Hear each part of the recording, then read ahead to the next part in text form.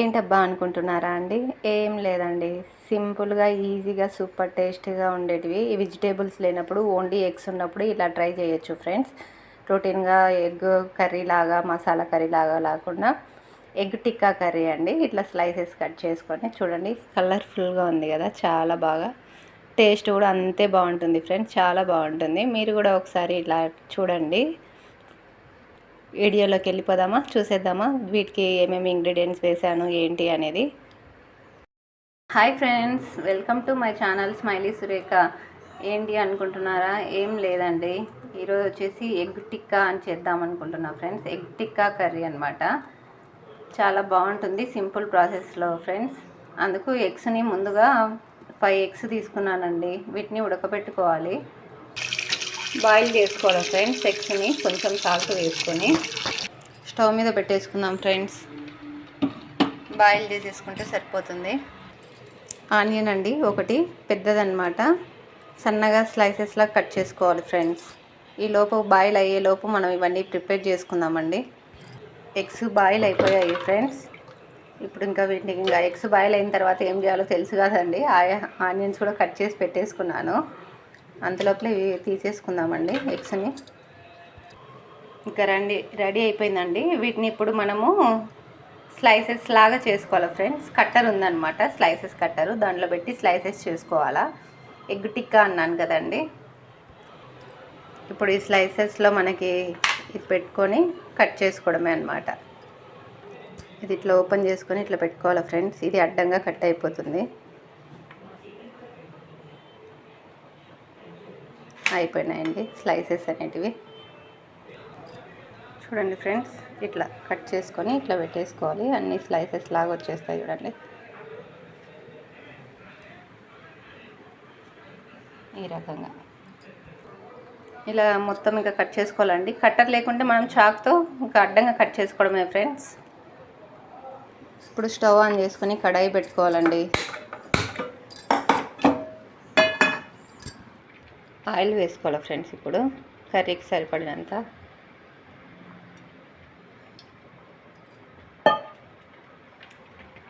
Oil heat ఎక్కాలండి. Oil heat ఎక్కింది friends. ఒకటి పెద్దది ఆనియన్ తీసుకున్నాం కదా, ఇట్లా సన్నగా స్లైసెస్ లాగా కట్ చేసుకోవాలి ఫ్రెండ్స్. కొంచెం సాల్ట్, ఎందుకంటే ఆనియన్స్ ఫాస్ట్గా ఫ్రై అయిపోతాయండి. ఇప్పుడు కలుపుకుందాము. గోల్డెన్ బ్రౌన్ కలర్ వచ్చేంత వరకు ఫ్రై చేసుకోవాలి ఫ్రెండ్స్. ఇవి ఫ్రై అయిపోయే లోపల మనం ఇటు ఆనియన్స్ కట్ చేసుకుందామండి సన్నగా. టమోటాలు ఏమో కట్ చేసుకున్నాము, ఇంకా ఆనియన్స్ ఫ్రై కాలేదండి. ఒకసారి కలుపుకుందాము. పేరుకు నాన్ స్టిక్ అనుకుంటాం కానీ నాన్ స్టిక్లో ఎంతసేపు ఫ్రై అవుతాయో కావండి.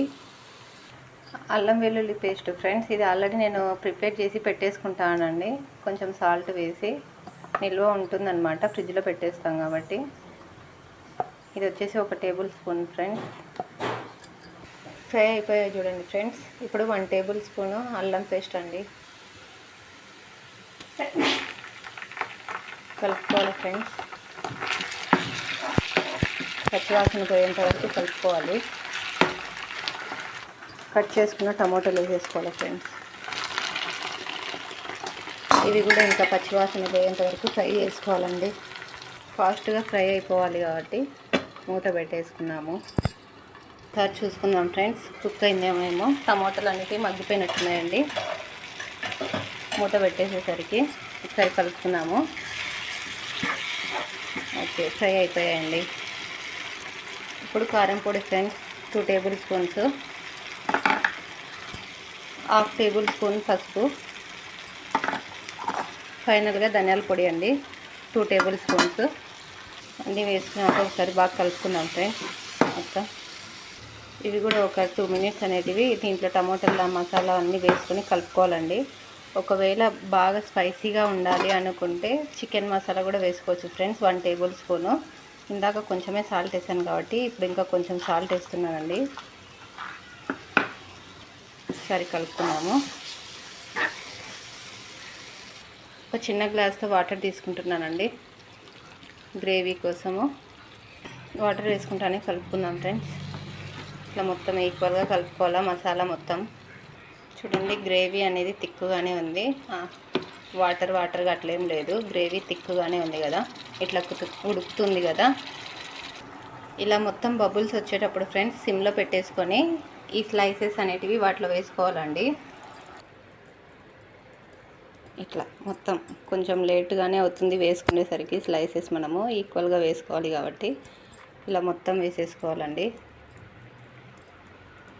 ఇట్లా మొత్తం అన్నీ వేసుకొని గంట పెట్టకుండా ఇట్లా షేక్ చేసుకోవాలండి. మొత్తము సిమ్లో పెట్టుకొని 5 మినిట్స్ కుక్ చేసుకోవడమే ఫ్రెండ్స్. ఎల్లో చూడండి, ఎల్లో ఎవరికైనా ఇష్టం ఉన్న వాళ్ళు కూడా ఇట్లా కొంచెం పక్కన పెట్టుకొని తినేస్తారా. అడుగు నుండి కాకుండా ఇట్లా జస్ట్ ప్రెస్ చేయండి, గంటె అస్సలు పెట్టి లోపల నుండి ఏం కలబెట్టొద్దండి, ఎందుకంటే ఎగ్ స్లైసెస్ అనేటివి విరిగిపోతాయి అన్నమాట. మూత పెట్టేసుకుందాం ఫ్రెండ్స్. ఒక 5 మినిట్స్ సిమ్లో పెట్టుకొని కుక్ చేసుకోండి అండి.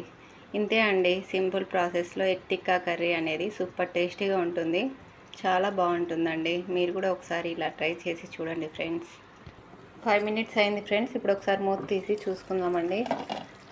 రెడీ అయిపోయిందండి మన కర్రీ అనేది, చూడండి మొత్తం. ఇంతే ఫ్రెండ్స్, సింపుల్ ప్రాసెస్లో. ఓకే ఫ్రెండ్స్, బాయ్ ఫ్రెండ్స్, మళ్ళీ కలుద్దాం.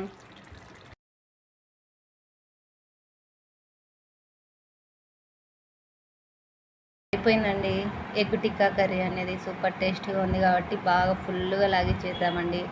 మీరు కూడా టేస్ట్ చూసి చెప్పండి ఫ్రెండ్స్. చూడండి ఫ్రెండ్స్, ఎగ్ టిక్కా అనేది కూడా దోశలో కూడా సూపర్ కాంబినేషన్ అండి, చాలా బాగుంటుంది. ఎందుకంటే దీంట్లో కొంచెం మసాలా వేస్తాం కదా, అందుకు సూపర్ టేస్టీగా ఉంటుందండి. అందుకే dosa egg tikka curry taste.